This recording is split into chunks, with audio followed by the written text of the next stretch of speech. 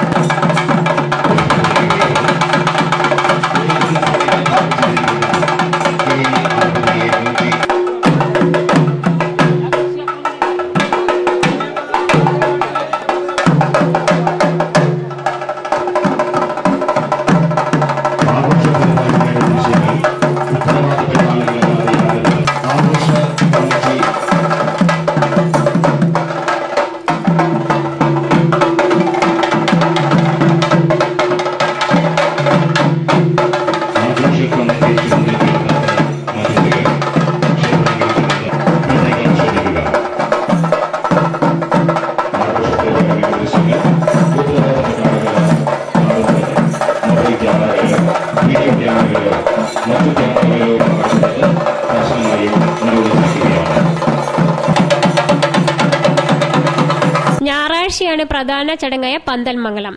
കഴിഞ്ഞ 2 ദിവസമായി നടന്നുവരുന്ന കളിയാട്ട മഹോത്സവത്തിന് പതിനായിരങ്ങളാണ് ഇവിടേക്ക് ഒഴുകിയെത്തിയത്.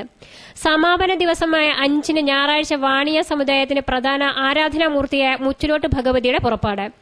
മുച്ചിലോട്ട് ഭഗവതിയെ ദർശിക്കാൻ വടക്കേ മലബാറിൽ നിന്നും കർണാടകയിൽ നിന്നും പതിനായിരങ്ങൾ ഒഴുകിയെത്തുമെന്നാണ് കണക്കുകൂട്ടൽ. വട്ടക്കിരീടവും പൊയ്ക്കണ്ണും ചെക്കിപ്പൂമാലയും അണിഞ്ഞ് തീപ്പന്തവുമായി അനന്യരൂപ ഭംഗിയോടെ അരങ്ങിലെത്തുന്ന മുച്ചിലോട്ട് അമ്മയെ ദർശിച്ച് സായുജ്യമടയാനാണ് സമാപന ദിവസം ഭക്തലക്ഷങ്ങൾ ഇവിടേക്ക് ഒഴുകിയെത്തുക. താലി കെട്ടാനുള്ള മുഹൂർത്തമാകുമ്പോൾ ക്ഷേത്രത്തിലെ അന്ത്യത്തിരേന് വാലായ്മ എന്ന അശരീരി ഉണ്ടാകുകയും താലികെട്ട് മുടങ്ങുകയും ചെയ്യുന്നു. അങ്ങനെയാണ് അന്നപൂർണേശ്വരിയും ഉഗ്രപ്രതാപിയുമായ ദേവി നിത്യകന്യകയായി ഭക്തഹൃദയങ്ങളിലേക്ക് നിലകൊള്ളുന്നത്.